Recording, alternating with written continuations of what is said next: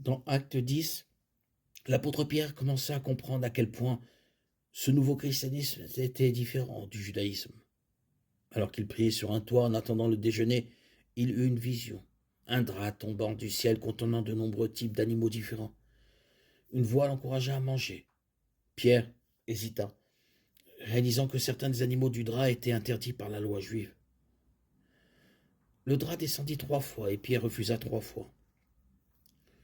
La vision avait un double objectif.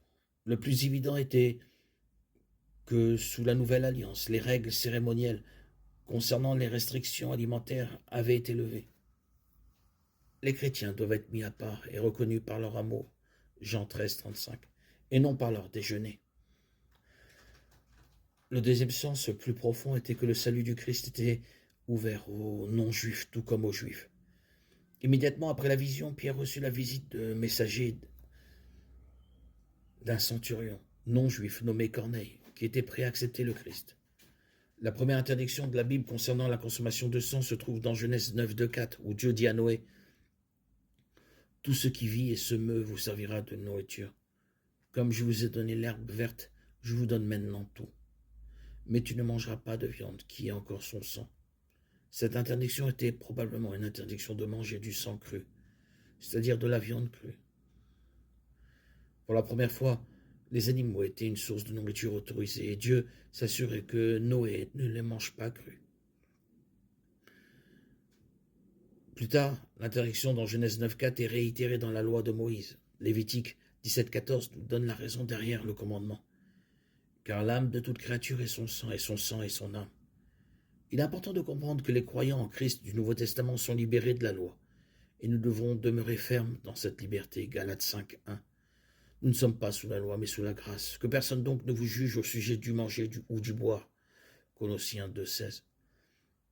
Ainsi, manger un steak saignant, du boudin, des galettes de sang, de la soupe de sang ou du tofu au sang n'est peut-être pas acceptable pour tous les chrétiens, mais c'est permis. Et un autre passage à considérer dans Acte 15. La vision n'aborde pas directement le sujet de la consommation du sang, à moins que cela ne soit inclus dans la révocation de la loi. Mais la chair arrachée à un animal vivant alors qu'il est encore vivant ou arrachée à un animal tué avant qu'il n'ait plus de souffle, vous ne le mangerez pas.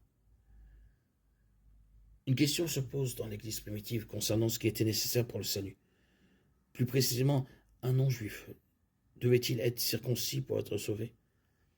La question se posa dans l'Église d'Antioche de Syrie, qui comptait un mélange de convertis juifs et non-juifs.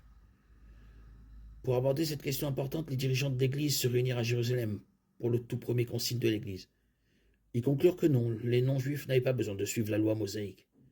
La circoncision ne fait pas partie du salut. Cependant, au verset 29, les dirigeants rédigèrent une lettre contenant ces instructions pour les non-juifs d'Antioche. Vous vous abstiendrez des viandes sacrifiées aux idoles, du sang, de la viande d'animaux étouffés et de l'impudicité. Vous ferez bien de vous abstenir de ces choses.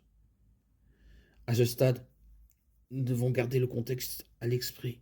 Ces 4 commandements de Jérusalem à Antioche traitaient tous de pratiques païennes associées à l'idolâtrie. La plupart, sinon la totalité, des non-juifs convertis à Antioche furent sauvés du paganisme.